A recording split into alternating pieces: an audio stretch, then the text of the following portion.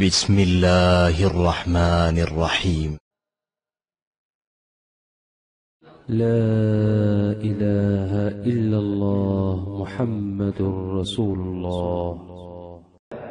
دوسری علامت جس کو دیکھ کے پتا چل جاتا ہے کہ یہ مسلمان ہے، سب سے بڑی علامت وہ نماز کا بہت زیادہ اہتمام ہے. قرآن جہاں سے شروع ہوتا ہے اور اہل ایمان کی جہاں قرآن نے صفات بیان کی ہیں، وہاں عقیدے کے بعد اللہ نے سب سے پہلے نماز کا ذکر کیا ہے. الذین یقیمون الصلاۃ، نماز کو قائم کرتے ہیں. لا حظ فی الاسلام لمن ترک الصلاۃ، فرمایا جو شخص نماز کو چھوڑ دے اس کا اسلام میں ذرا سا بھی کوئی حصہ نہیں ہے، ذرا سا بھی حصہ نہیں ہے. وہ اپنے آپ کو مسلمان کہہ کے گویا جھوٹ بول رہا ہے. وہ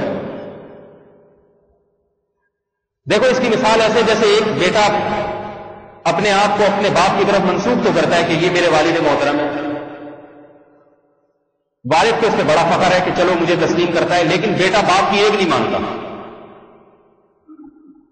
باپ نے یہ سوچ کے چھوڑا ہوا ہے چلو نافرمان ہے، ممکن ہے صحیح ہو جائے. لیکن بعض احکام ایسے ہوتے ہیں کہ ان کو باپ برداشت نہیں کر پاتا.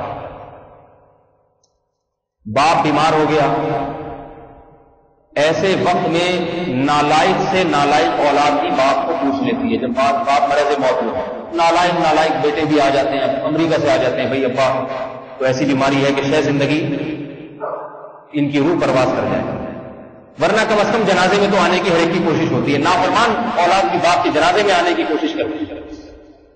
اب ایک اولاد ایسی نافرمان کے باپ کے انتقال کے بعد جنازے میں شرکت کی کوشش بھی نہیں کر رہی ہے، تو لوگ کیا کہیں گے کہ بھائی تو اپنے باپ کی طرف منسوب ہونے میں جھوٹا ہے. اس کا یہ مطلب نہیں ہے کہ تو اس کی اولاد نہیں ہے، مطلب یہ کہ ایسی اولاد ہے کہ ہونا نہ ہونا برابر ہے.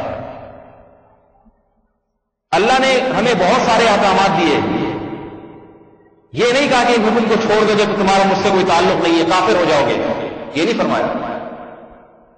نماز کے بارے میں فرمایا من ترک الصلاۃ متعمدا فقد کفر، جس نے ایک نماز جان کر چھوڑ دی تحقیق اس نے کفر کیا، اسلام سے گویا خارج ہو گیا. وہ یہ گویا کا لفظ میں اپنی طرف سے بڑھا رہا ہوں، حدیث میں گویا کا لفظ نہیں ہے، فرمایا یقینی خارج ہو گیا.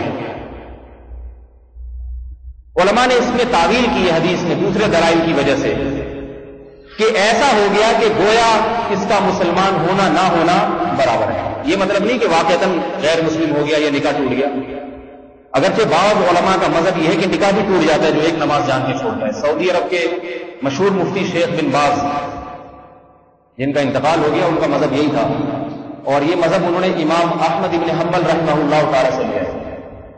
ائمہ اربعہ میں امام ابو حنیفہ، امام مالک، امام شافعی رحمہ اللہ تعالی کی رائے یہ ہے کہ نماز کا جان کر قضا کرنے والا کافر تو نہیں ہوتا مگر کفر کے قریب پہنچ جاتا ہے. اور بعض ان میں سے کہتے ہیں کہ کافر تو نہیں ہوا مگر اس کو قتل کرنا حکومت پر لازم ہے کہ اس کو قتل کر دیں. امام ابو حنیفہ کہتے ہیں قتل نہیں کیا جائے لیکن جیل کی کوٹری میں ڈال دیا جائے، اتنا مارا پیٹا جائے جب تک توبہ نہ کر لے اس کو باہر نہ رہائی نہ ملے.